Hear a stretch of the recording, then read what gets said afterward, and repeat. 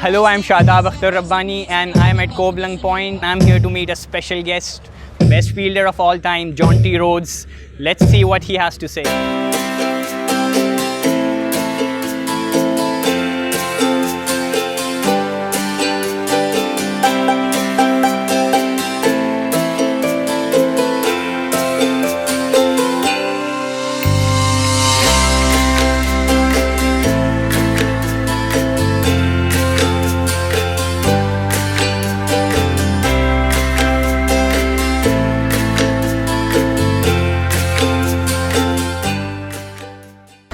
Welcome to DNI videos. I'm at Koblang Point and I'm with the great Jonty Rhodes, and today he's gonna talk about cricket, surfing and everything else.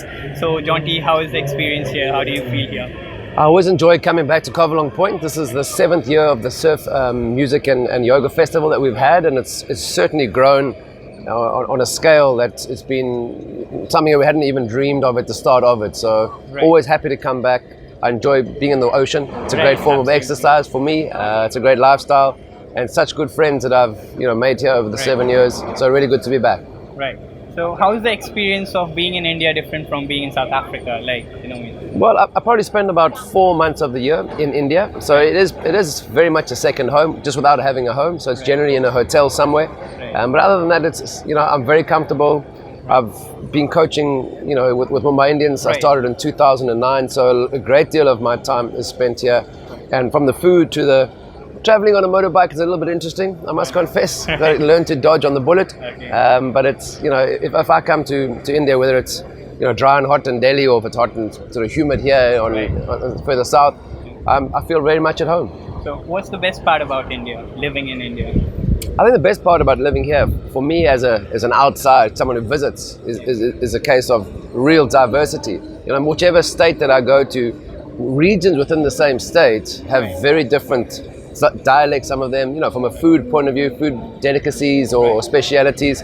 I think from that perspective, that diversity is something that really does appeal to me. Growing up in an apartheid era South Africa where, there was no diversity allowed, it was a white-only government. So, and not inclusive at all. So I really have realized that the more you learn about other people, the more you learn about yourself. And India's a great place to come here with that diversity. Yeah, absolutely. So let's talk about cricket. So whenever we talk about Jonty Rhodes, we only talk about the fielding, but you have great batting records as well. You have nearly 6,000 runs in ODI cricket and over 2,500 runs in Test cricket, and average of above 35. So do you think you didn't get enough recognition as a batsman? No, it was interesting because people keep asking me, are you not upset that they don't talk about your batting? I said, well, at least they're talking about something. Fielding was not an element of the game that was even spoken about when I first started playing. So the fact that it made an impact, I really am not fussed at all. My average at the end of my career was probably how I should have been playing, especially Test cricket and one-day cricket as a finisher. But up until then, maybe I was conscious of the fact that the contribution in the field, say 15 or 20 runs saved, people felt that balanced out my lower average. But as a batsman, my first job was to score runs, and I didn't do enough of that. So how do you think, how's the fielding changed from your era to the one it is now? Now everybody's talking about fitness and fielding. So how do you think it's changed? Well, in a massive way, and especially, and not just in the subcontinent, So I think from T20 cricket, so it's not just my inputs. I mean, obviously there was an awareness from a fielding perspective because of what I was doing on the field. But now just through IPL or the T20 internationals, people have really appreciated how important the role of the fielder is in being able to turn a game. I think in T20, 1 over can change a game totally. So Test cricket, though, the same thing. You think of, if you give someone like a Virat Kohli a second chance, he's probably going to score double hundred. So you don't want to drop him. So the fielding, the drills and the skills that we're doing, very specific. People don't really coach throwing because catching and stopping the ball is what fielding is seen as. But in T20 cricket, again, the throwing is so important. So they are defending the boundary. I mean, guys like Pollard who would come here in the IPL at the start, catching the balls and bringing them back in from over the boundary rope. Now you see that happening all over the place. So the fielding skills have changed, but like the fast bowlers, I mean, they've had to come up with slow ball bounces, out of the back slow balls, Yorkers, straight Yorkers, wide Yorkers, because the batsmen are just doing all sorts of crazy stuff. So, we've seen through T20 all elements of the game have changed. Right. So tell us about your famous run out of Inzamam during the 19 World Cup. Yeah, not too much to tell, I must confess, and that's also, I spoke about throwing is not really something that was focused on. We never had any fielding coach. So, my fielding was a combination of hockey that I was playing, tennis as well, and then also football. So it kind of made me into a decent fielder, but the one area that I wasn't comfortable enough was my throwing accuracy. So at that stage, we needed a breakthrough. Pakistan were batting well. There'd been a rain break, it was in Brisbane, so the outfield was very wet. The bowlers were really struggling to grip the ball properly, and they were smacking us everywhere, and we needed a wicket.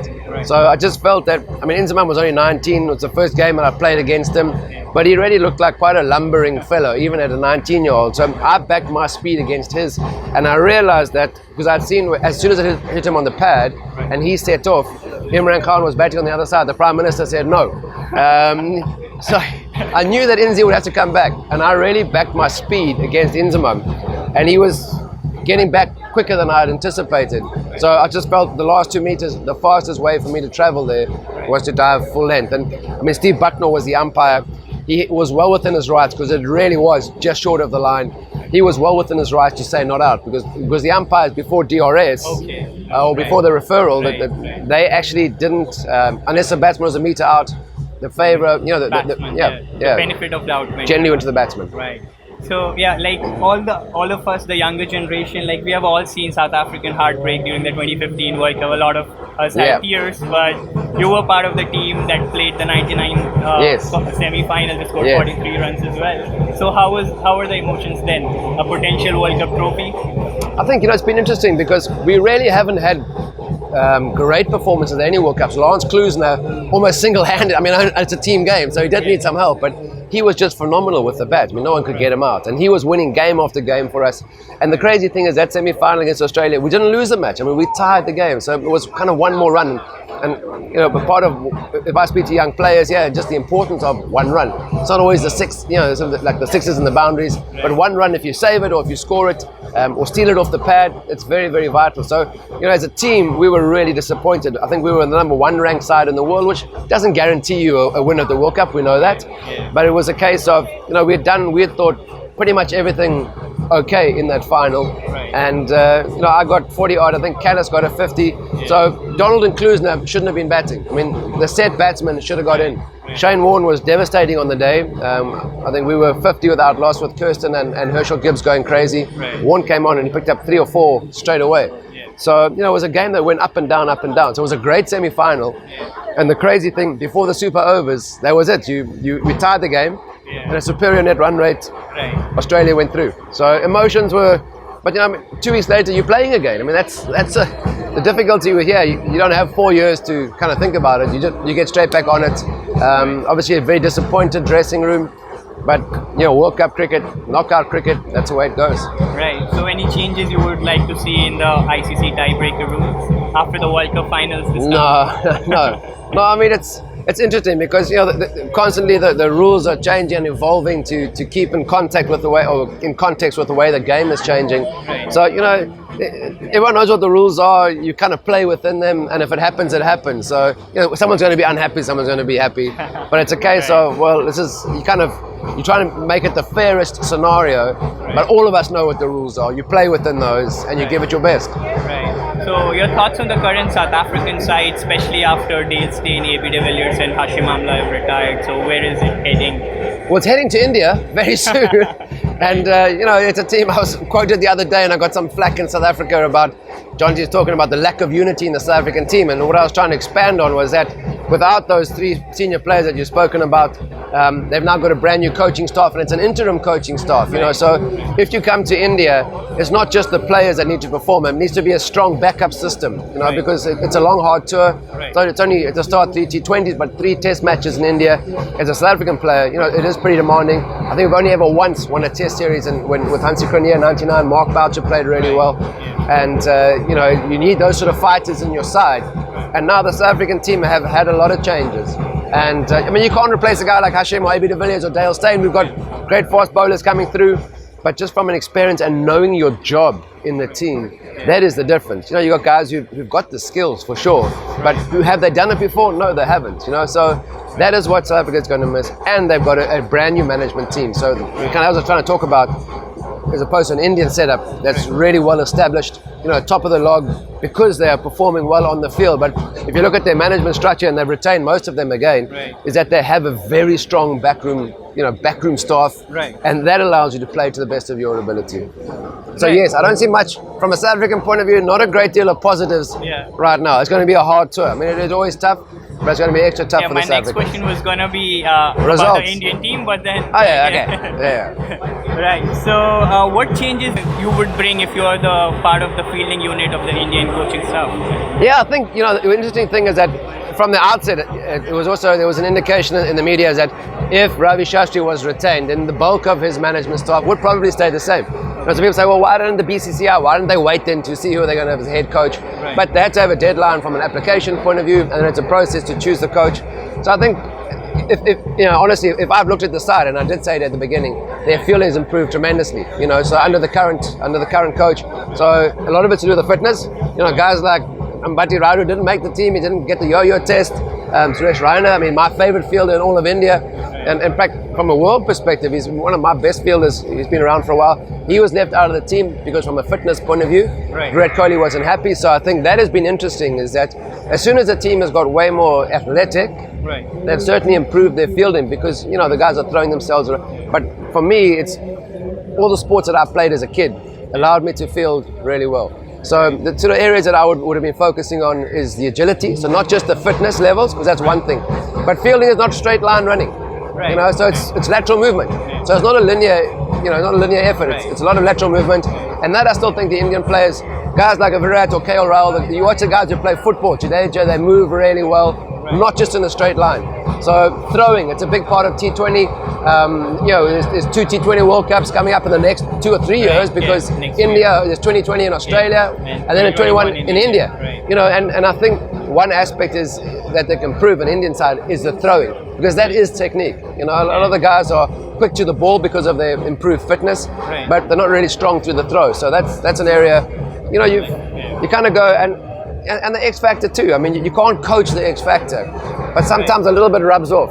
So it's, you want to inspire and empower the players in your team, and something hopefully I enjoy. I mean, I love coaching, and hopefully I'm a positive person in the dressing room. Although at this stage, the way India is playing, the positive results they're getting, I'm sure they have a very positive side on and off the field. Like you said, you love coaching. So how was the experience working closely with Sachin Tendulkar, Ricky Ponting, and Rohit Sharma as the skipper, like all our star works? I think it's been the interesting thing about the IPL, because before the IPL, you had Indian coaches although John Wright was the first non-Indian coach here, and South African guy was coaching South Africa. Same thing in Pakistan, same thing in New Zealand and Australia. Everybody the coaches of the countries had been ex-players, and what the IPL has done is just shown that cricket is the same language. We speak the same language regardless of where we play our cricket, where we grow up playing our cricket. A lot of it is very, very similar. So that's, when you work with those sort of names, I mean, they really are. When you have Tendulkar and Ponting batting together at the start of the order, I mean, it didn't work. Ricky didn't have a great IPL, and he ended up dropping himself. I mean, that's. And it was interesting because I'd always played against Ricky Ponting, and he was, Steve Waugh was a real fighter. Ricky Ponting was literally a fighter, and you thought, man, how are we going to get on with this guy? And he was incredible, So when you compete against somebody, you kind of see their worst side, which is probably their strongest side. But when you spend time with them in the same dressing room, I mean, your respect for them, because I always had respect for those guys, but when you spend time in the same dressing room, your respect just grows and grows and grows. So, it's been great fun working with them. You learn a lot because, growing up in South Africa, very different conditions here. It's great to see how the players prepare in India. I mean, the guys perform well because even with all the ability, they certainly put in a great deal of effort. So I mean, now you're talking about South African cricket. So a lot of South African white players, particularly, they're taking the Kolpak deal. So is that affecting the South African cricket by any chance? It's like a lot of them at their peak, they just go like Wayne Parnell, then Kyla. But I think the difficulty is it's in both essences, where you got senior players who are saying, okay, well, they're not going to, or not senior, but I mean guys who are now, like you're saying, in the peak of their careers. They then go across to the UK. We also have young players leaving South Africa at an early age and then ending up playing for Australia or England. And so the difficulty there is that when they leave early, you lose them out the system before they really get established. Kevin Peterson was still playing first-class cricket. He was almost in and out of the state team. He wasn't an established player. And hats off to him. I mean, he went and made himself a career. So a lot of the players that have gone across at an early age, you can't really say, well, we've lost them to the system. I think the sad part is that the senior players who go and take a coal pack route, is that you lose the experience that they have then at state level. So a lot of the senior players, we are not having much input at a state level point of view. And I think as young cricket players, just watching Shreyas Iyer bat with Virat Kohli, watching the young players, when you're batting with somebody in a game, it's incredible what it does for your confidence. It allows you to play with way more freedom. So I think that's where South African cricket is losing the experienced players to Kolpak, and they're not, adding the value to the younger players in the state teams, which I think, kind of keeps everybody's advancement to the next level back a little bit. So from that perspective, yes, it has affected. But again, I mean, we have a pool of players. We have a good school system in South Africa, still producing great cricket players. Now it's a matter of retaining them, throughout the systems from academy level and to state level. Right. I think that's it for cricket from me. But I want to ask you, as a brand ambassador of surfing in India, so how do you see the sport grow in India? Well, just from when we first started, we probably had 30 surfers. I mean, now we're getting 30 surfers per age group. When we first started as well, the youngest surfer was probably 16 or 17, and now they're 10 when they're starting. We've got lady surfers as well. We've got stand-up paddleboarding, longboarding. So the number of categories within surfing as well have certainly attracted great numbers. We also, what we've seen here, it's now an Olympic sport. I mean, surfing is an Olympic sport. It will be in Japan. No Indian surfers, sadly. But what it has done is it's actually inspired now from an administration point of view. You have to be a part of the Olympic Committee, the National Olympic Committee. So we do need government involvement, and I think we've kind of been going, so surfing is not mainstream, so government's not going to worry about us. But now, and we've got teams now from Malaysia, from Bangladesh, and all of them are now competing. So this is a part of now an Asian surfing tour event. And they've actually got teams here, not individual surfers. So teams have come here representing their country because they've got the SEA Games, the Southeast Asian Games coming up soon. Also in China in 2020, there's the Asian Beach Games as well, which surfing is a part of. So from that point of view, there's great opportunity and great scope for Indian surfers to make a name for themselves. I mean, there's 5,000 kilometers of coastline in India. So, I think what we see is in other countries like Australia and South Africa, where there is a surfing culture already.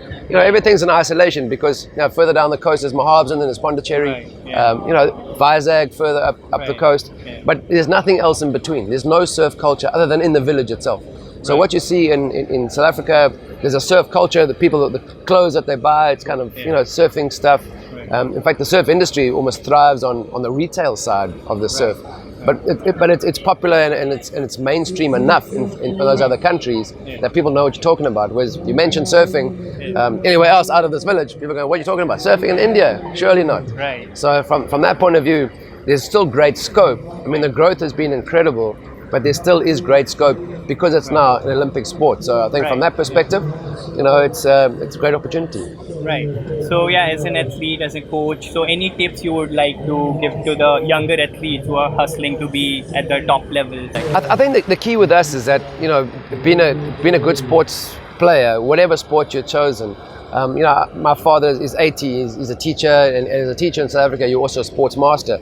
And he spoke to me about the importance of practice. And not just, people practice here, but he says the way that you practice. Because he said, people will tell you, your coaches, your teachers, that practice makes perfect. Practice, he says, it's only half the story. It's perfect practice that makes perfect. So for him, he would rather have, because he was coaching 9-year-old kids, and he saw, for an hour and a half after school is 15 9-year-olds running around, making lots of noise, but actually achieving very little. He would rather see somebody work for 15 minutes as if it's a match, even if they're 9 years old. And that was such a good lesson for me as a young cricket player, that Jonty, you got to practice like you're playing a game. And I think whatever sport you're doing, your preparation is the key, because once the game starts, it's too late. Because a lot of the sports really rely on instinct. Cricket's a total game of habit. If you're having to worry about where's my shoulder, where's my back lip, where's my front foot. Yes, please, thank you. My favorite. This is my favorite juice here. Yeah, superfood. Thank you. Organic green coconut. Thank you. Thank you, thank you. Cool, man. Cheers, guys. So to all the young sports people here in India, coconut, got to have, but you got to practice like you're playing in a game. That's the key. Right. Keep it simple. That's right.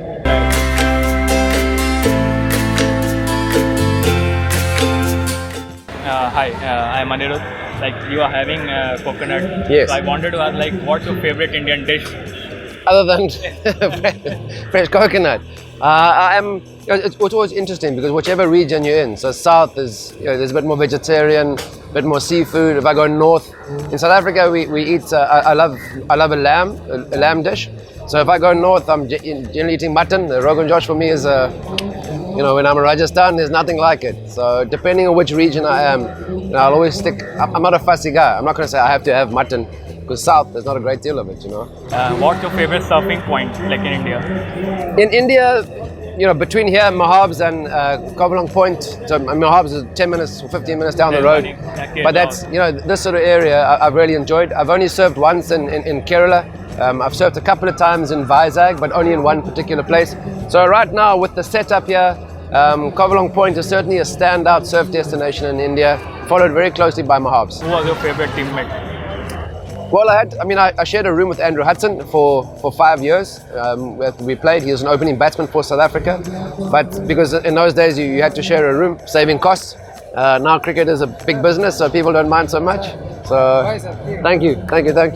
So Hansi Cronje was somebody who I had grown up from age 13. We were playing against each other in various state level teams. So Hansi and I were really close. Even after his banning for match fixing, spent a lot of time with Hansi. And best fielder in world cricket right now? Right now, that's quite difficult. If I don't say Jadeja, I'm getting in such trouble. Martin Guptill's up there, to separate one guy. Jadeja just doesn't get enough cricket time. He plays, 4 matches in the World Cup. Guptill's playing every game. For me, Guptill is great in the slips, great in the covers, great in the boundary. All remember his run out in semi-final. So he's a great all-round fielder. Jadeja's got that X factor. So there's some really good players around, but I think Guptill, for me, he just stands out.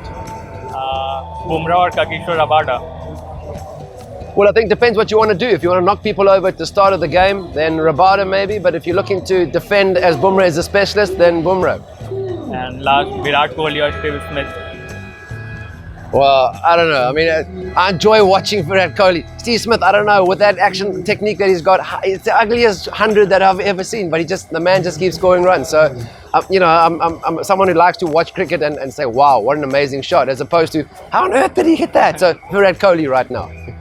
That was the great South African batsman and fielder, Jonty Rhodes, with us. Thanks for watching TNI videos and subscribe to our channel. We have more exciting videos coming up. Follow Indian Express for more news and updates.